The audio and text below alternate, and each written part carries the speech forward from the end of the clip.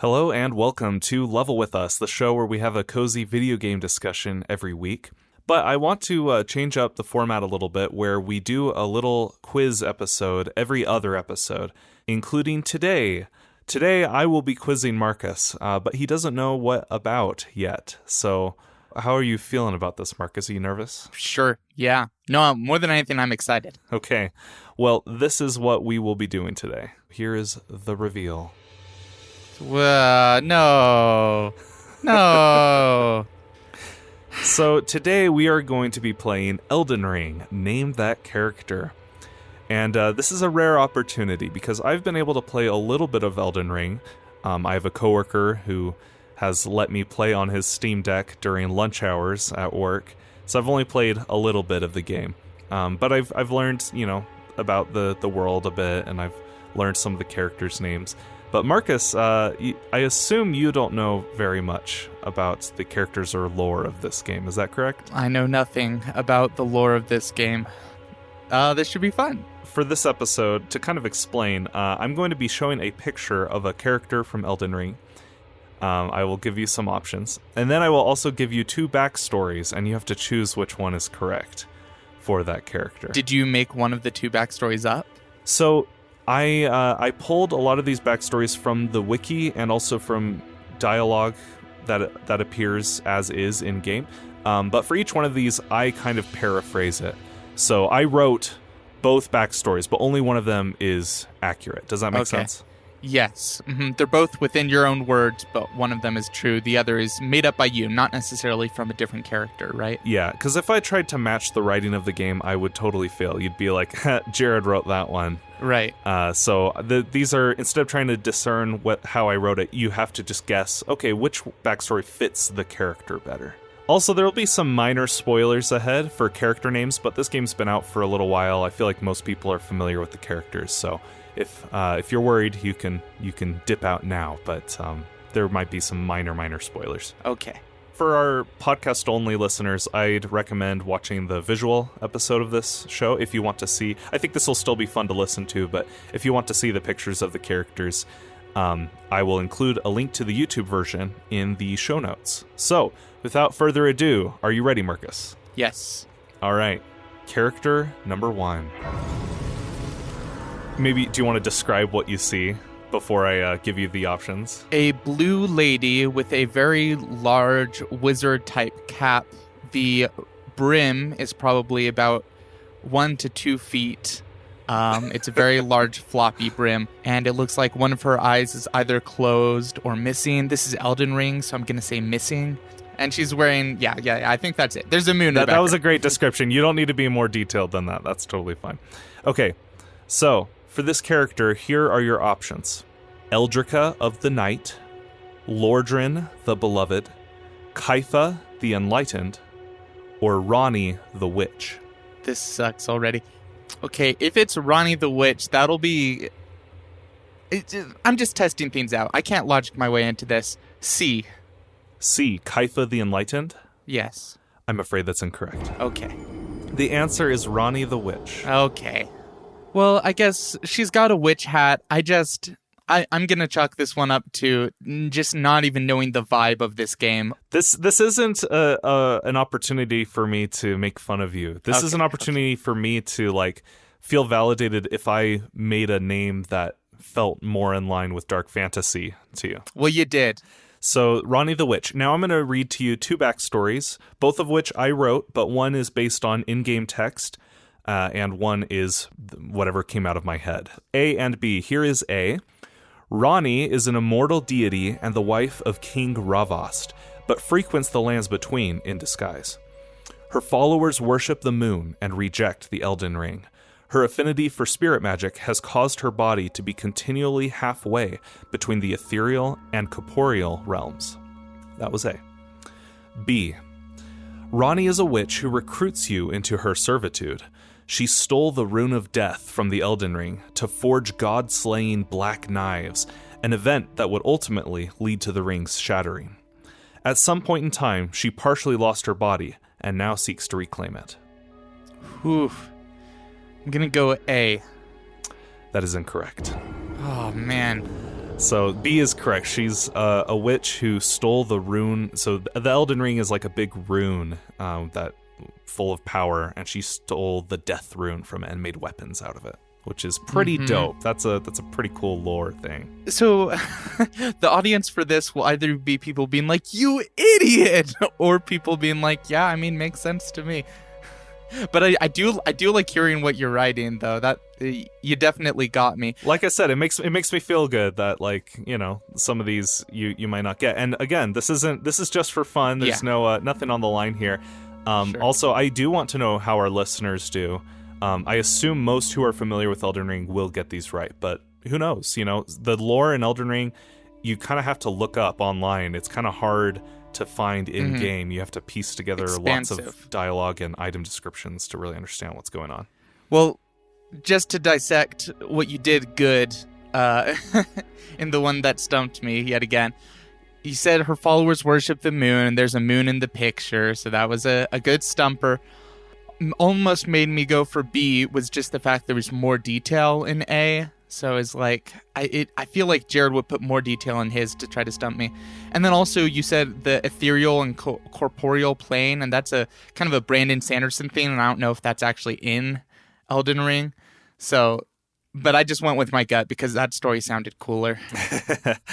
All right, bring up the next one. Okay, so here is the next one. First impressions. One of the Blue Man group, rather than painting their face with blue, has gone with white, and then they are wearing, traveler's armor. They are perched by a campfire. No eyebrows. All right. Here are your options. A, Stren Clawbrook. B, Honest Zeke. C, Jasper of House Glissmire. Or D, Patches. Oh, I hate this.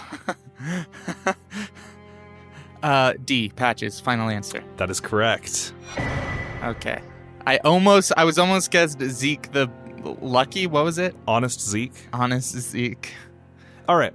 Here are the backstories.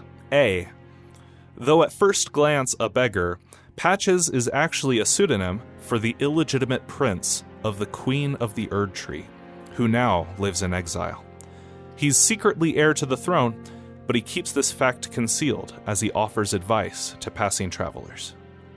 B, a tarnished with a slimy reputation, Patches is a wily thief and a nomad who likes to add the subtitle The Untethered to his name when introducing himself. When caught in a dire situation, he's always likely to surrender.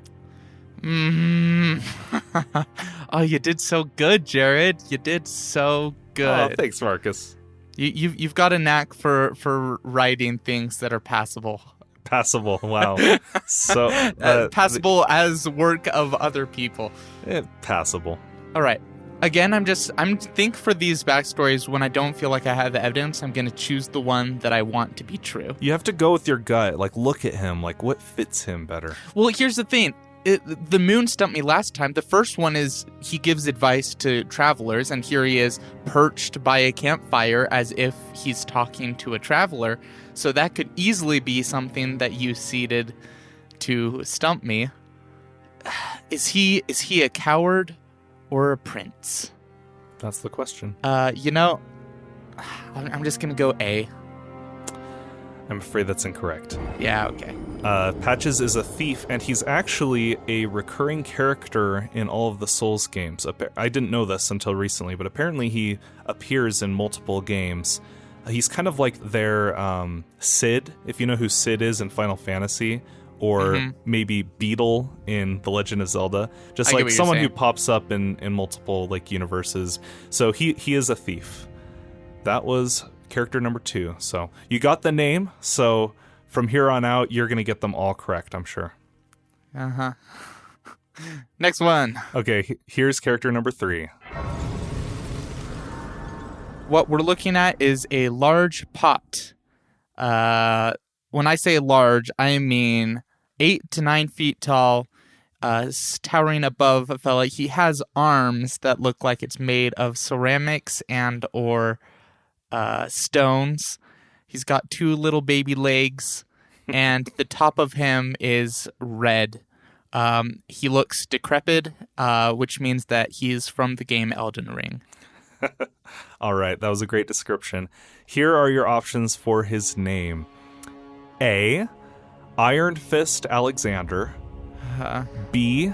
Siegmeyer the Degenerate. C. The Cauldron Man. Or D. Edwin. I hate this because I'll be mad if it's any of those. I'll be mad if I guess Edwin and it's actually the Cauldron Man. But I'll be mad if I guess the Cauldron Man and it's actually just Edwin. Those are both... I was hoping you would just have one, like, dumbly simple name, but you have two. I'm gonna go D, Edwin. Incorrect. His name is Iron Fist Alexander. Okay, all right. And he was actually used in the promotional materials for this game quite a bit, which is interesting, just because he's kind of a weird character. I mean, I was looking, so his fists are obscured, and I was like, I feel like the fist is not the remarkable part of his physique. He's kind of got his arms crossed. Yeah. I think it's a weird name, even if his hands were in fists. I think it's a cool name. Yet again, all of those are believable to me. Yeah. So, okay. Here are the backstories. A. Oh boy. Iron Fist Alexander is a large living jar who set out from his home one day in search of adventure. He contains within him the stewed flesh of many dead warriors who once dreamed of greatness. So too does Alexander want to become a champion. B. Iron Fist Alexander is an abomination, born of stone and clay. He toils away at a witch's covenstead in eastern Limgrave, there eternally bound to do his master's bidding. Though a slave, Alexander is full of optimism that he will one day be freed. Dang it, Jared, you're so good at this. All right. Well, they're both obviously dark and it's eldritch, but one of those, I feel like you personally would not look at that and come up with the full of stewed heroes. So I'm going to go A. That is correct. Okay. I thought it would throw you off that he's in search of adventure. Like, to me, that's kind of a weird thing for a large living pot to do. But that's his story in the game. Well, I mean, if anything, that helped because I don't think you would look at that and think of me and think of... Fair enough. Oh, fair probably enough. Just a generic left home for adventure. So that actually helped. Yeah, no, that's a good point. So, good job. Thanks. All right, are you ready? Yeah. Here is number 4. It's Ganondorf. That's really cool. I didn't know Ganondorf was in this game. This guy has either a mask or tusks. I'm guessing that's actually just the armor.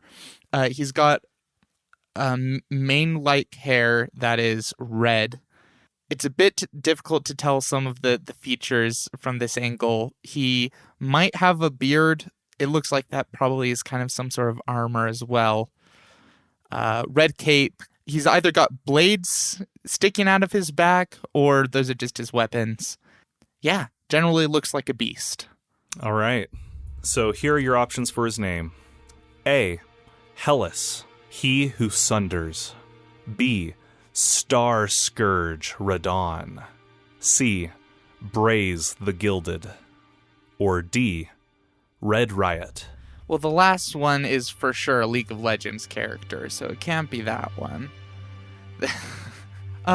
Braze is the name of a planet in the Cosmere, so it's possible that there was overlap there. What was A and B? A is Hellas, he who sunders, and B is Star Scourge Radon. I'm going to go with Scar Scourge Radon. That is correct. Star Scourge Radon. Yes. You're right about Braze. I thought it would fit him, but... That was a very brazen attempt to try to... Never mind. All right, here's the backstories. A. The leader of the Order of the Golden Sun, Radon seeks to overthrow the Lunar Knights, including Rani, his half-sister. He will not rest until his enemies are killed or ensnared within the Erd Tree. B. The famed Red Lion General, Radon has been reduced to a mindless beast, devouring corpses in the dunes. He uses gravity magic with extreme skill, earning him the title of Star Scourge. You. You. Can it be both? I feel like it should be both. Yeah. Again, one of those is cooler to me, but so far, usually the ones you've written have been the ones that I've vibed with. So that's true. I'm feeling like the second one feels more intuitive looking at this picture and the name, so I'm going to go with A. Wait, you're saying the second one fits more, but you're going with A? Yes. That is incorrect. It is B. I was saying that B felt like it fit, so I was like, oh, maybe Jared looked at it and was like, red line, and tried to, in that description, you justified why he has red hair, justified why he has this beastly armor, and you justified why he's called Star Scourge. So I was like, all right, that's Jared trying to make it fit very well. Right.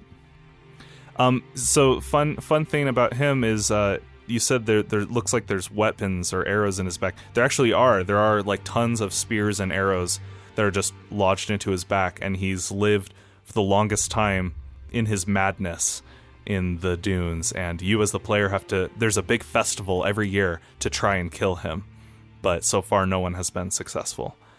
Okay, well, we have one more left, so here we go. Character number 5. It's a turtle. It's a turtle. It's a Pope turtle. It's a turtle that has a Pope hat. It's a tortoise. It is somewhat large. Good. That's all. There's no other description you need to give. If one of your options is Pope turtle, I choose that one. I almost included Pope turtle. So, all right, you ready? Yeah. Here are your options. A, Terrico, pardoner of sins. B, Muriel, pastor of vows. C, Augustus, the blasphemer. Or D, Yertle, the turtle. Yertle the turtle is from Dr. Seuss. You don't know that. Maybe you might be making that up, Marcus. I don't know. Oh dear. If it's Yertle the turtle, the podcast ends early. You can just say I'm Jared and I will walk off. Oh, it probably is. Let's go A. Terrico, pardoner of sins. I'm afraid that's incorrect. Mm-hmm. The answer is Muriel, pastor of vows. All right. So, here are your options for the backstory. Muriel, pastor of vows, is the Church of Vows steward, and also a huge turtle. Wait, false. He's a tortoise. Oh my gosh. You got me. I've cracked this thing wide open. Keep going. All right. In both, it does say in both of these that he's a huge turtle, so just so you're aware. They're both wrong. Muriel, pastor of vows, is the Church of Vows steward and also a huge turtle. Though largely immobile, he freely imparts wisdom to those seeking knowledge. He has become popular due to remaining neutral in the conflicts between the Golden Order and the Academy of Raya Lucaria. Here is B. Muriel, pastor of vows, is the former archbishop of the Church of Ella. After accusing the late Queen Marika of heresy, he was turned into a giant turtle by her sorcerers. Though cursed to inhabit an animal's body, Muriel still views it his mission to convert the masses to submit to the greater will. Ooh. Hey, so you occasionally do use proper nouns in the ones that you do, right? Where you use from the game as well? Yeah, so far. Mm-hmm. Okay. I'm trying to figure out if it's, from what I've learned about Elden Ring in the past 20 minutes, I'm trying to figure out if it's more likely that this turtle is just a turtle or a turtle that was turned into or a man turned into a turtle. The other details, one of them, all of the other details are totally passable. I'm going to say B. I'm afraid that's incorrect. He is just a turtle. He was not turned into a turtle. Yeah, He's always been a turtle. Yeah. Oh, well, I think I literally talked myself out of that one. It was like I decided in my brain, it's more likely he's just a turtle. I tried very hard not to do anything that was very close to the truth. I tried to have diverging yeah. backstories. I think you did. I think you did good. I think each of those backstories were distinct enough that I knew if one was true, the other couldn't be true. Sure. But you just did them so good. So, question for you now is like, are you interested at all in the lore of this game? Has anything like fascinated you about the world of Elden Ring? All of this was merely a ploy to get DeMarcus hooked on lore. Oh, you got me. Just kidding. Of course, no. Like there are a lot of fantasy and sci-fi mediums where they're like giant monsters and eldritch abominations, and the lore behind it is just a collective shrug of like, I don't know, like they look pretty cool, right? So I do really like it when there are games and stuff that like really dig deep into why and how, and I don't know. I like the thoroughness of the world building. It's pretty fascinating. I like stuff with deep lore that you can discover. I don't like games that are super vague. Like it's not my. I don't. And I'm sure there's lots of things in this game that are open to interpretation. But to me, it's fun to have something that if you want to, you can dig deep and find some really cool stories and stuff. So sure. Well, thank you for playing this with me. You can absolutely get me back sometime and challenge me to make a fool of myself in a future episode. But I appreciate you playing with me. I actually really enjoyed preparing those and writing those down for you. It was a lot of fun. I enjoyed seeing you get to share the lore and gush about it. That was fun. Hopefully I can write dark fantasy someday because I've proven myself here. I really think you should. It's just got me thinking, like, man, Jared's got to do some more writing. I really should. I really should. So to everyone tuning in, thank you so much for joining us. Next week's episode will be a little bit delayed because it's going to be a big one. So I hope you look forward to it. But in the meantime, I'm Jared. I'm Marcus. And we'll level with you next time.